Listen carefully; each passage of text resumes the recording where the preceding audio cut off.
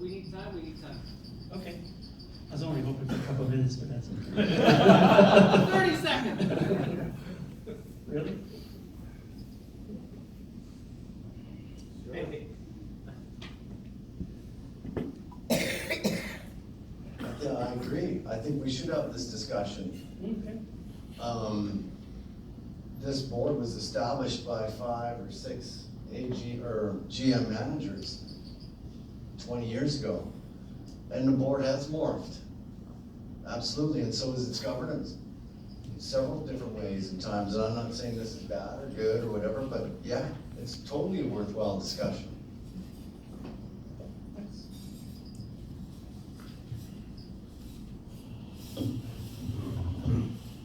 Well, I echo that, Mark.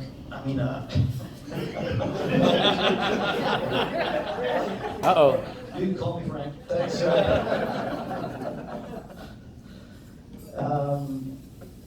Andrew, I really appreciate, just want to let you know, I really appreciate, just from Louisville Capital Corporation standpoint, the work that you, the board, and Shannon and his team have done. I mean, it's outstanding work, actually. Do we have a ways to go? We absolutely have a long ways to go, and you pointed that out, and I certainly think that we all understand the pressures that we're all under to get that capital and to improve our governance. I felt that some of that angst was directed maybe towards my comment about potentially leaving. We have no intention of leaving NACA, none at all. If the Métis leave NACA, it's not the Capital Corporations, it's not us as CEOs and general managers that are making those decisions. It's a political decision, if that should ever happen. And I don't know if that will ever happen. It's just, right now, it's just talk. The Métis are negotiating with the federal government on a nation-to-nation distinction basis. And that's all we know right at this point. But we are very happy with our long tenure at NACA, and I hope we continue. And I appreciate everything that you and your team have done. Thank you.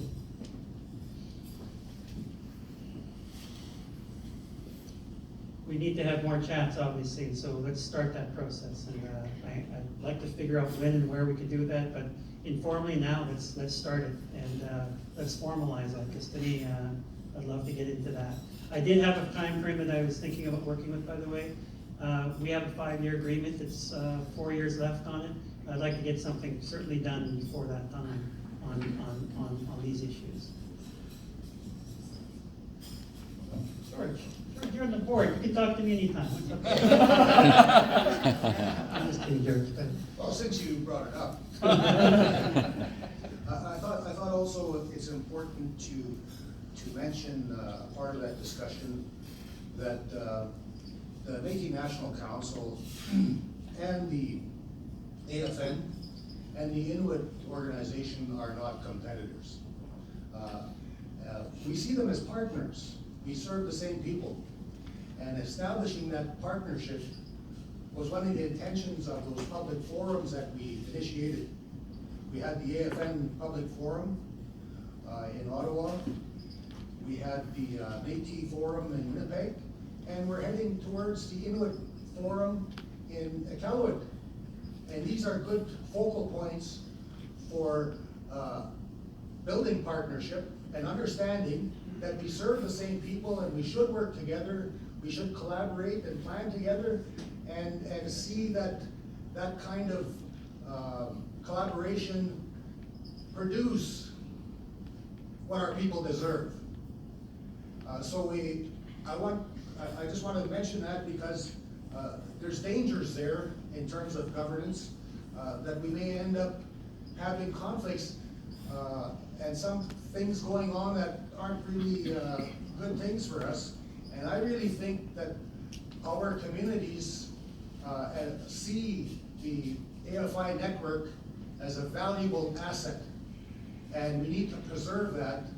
And I think the politicians with the Métis, the First Nations and Inuit will recognize that valuable asset as well, and see that going forward, there's a role to play, there's a place for that network to be maintained and to grow as self-governance comes in, because we know self-government is a fact of the future.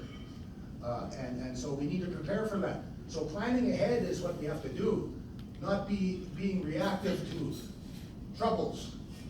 But let's plan ahead and make sure we have a good path established so that we can have these discussions, build these partnerships, and see something manifest well for our people.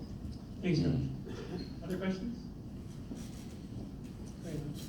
I think we have to find out what the disgruntled issues were with these parties. I have no idea what you're talking about. And it would be good to know, because they may be substantive, Yeah, right? Like, they could be legitimate, right.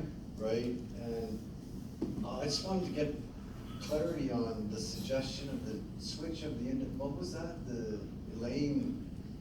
Yeah, okay, so maybe clarify on that, and then the first point you can make a comment on. We'll deal with the second one.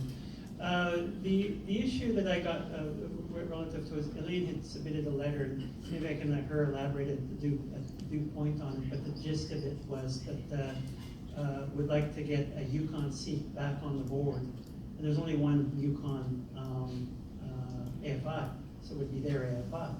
And let's rid the two independent directors that we have now.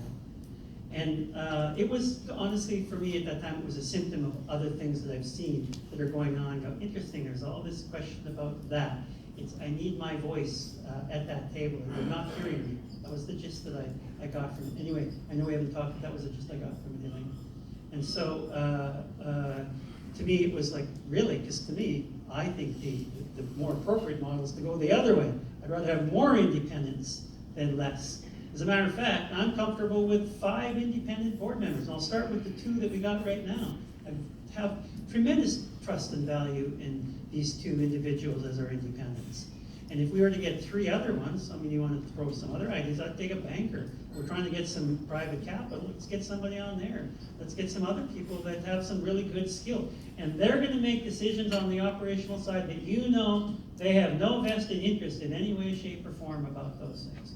Now, we could still keep our NACA board. We could set that one up if you want. I think it's a good idea too, where we may want to consider the capacity building side, the other advocacy side. Those are some of the things that we could still do.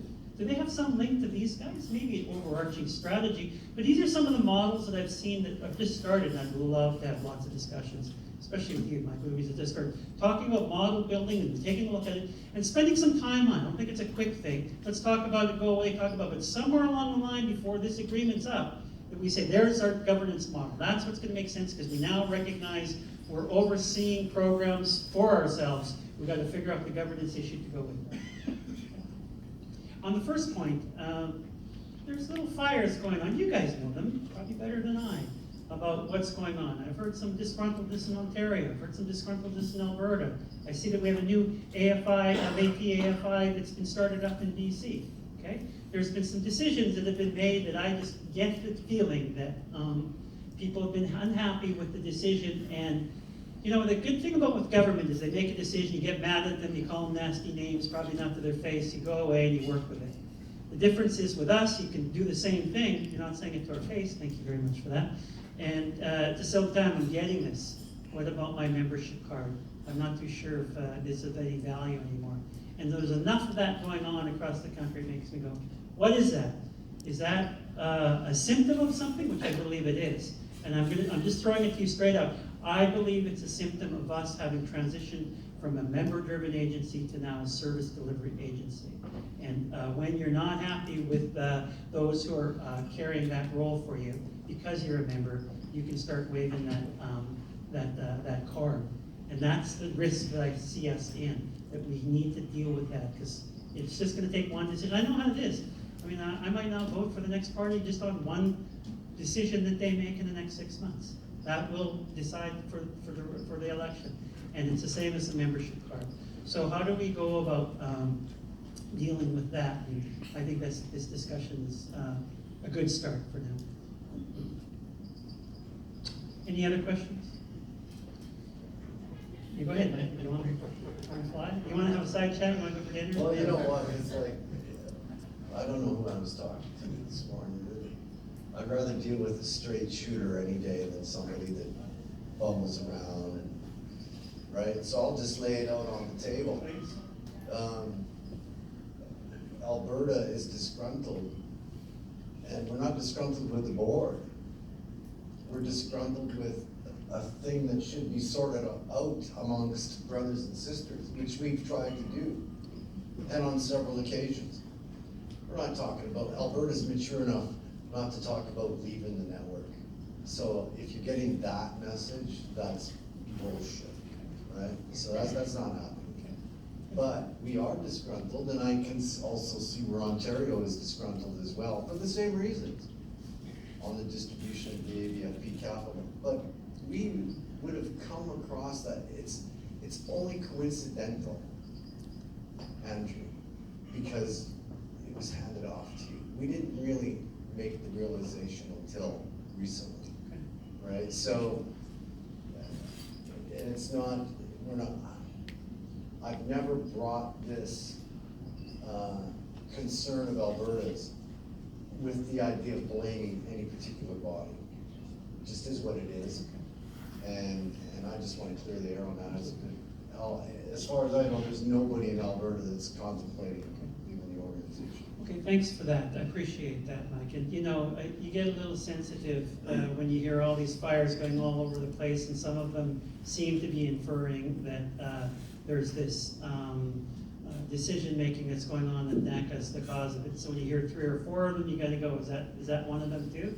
So thank you for that. And then, you know, I guess I need to clear the air and be straight too on, you know, the Ontario one. That one is a sensitive one as well, where I have this fine line as a board member. I don't want to micromanage and get overly involved. At the same time, you hear the things that are going on. You go, what can we do about this? It's one of those things that we just need to come up with a good solution, but learn from it too. And I'm hoping that we're all willing to do that. Let's learn from the things that we've got to get together, because you know this. We have all tried to work together as best as possible. That's what makes us so unique and special.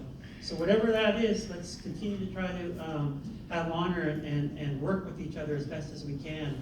And in that case, that one is definitely a learning one that I think we as an organization, as management, and as a board have to come up with a path moving forward on. Because it is a symptom of a larger issue I think that we have to deal with, and that is how do we deal with that? It was handed over to us. And I thank you for acknowledging that too. I appreciate that. Anything else?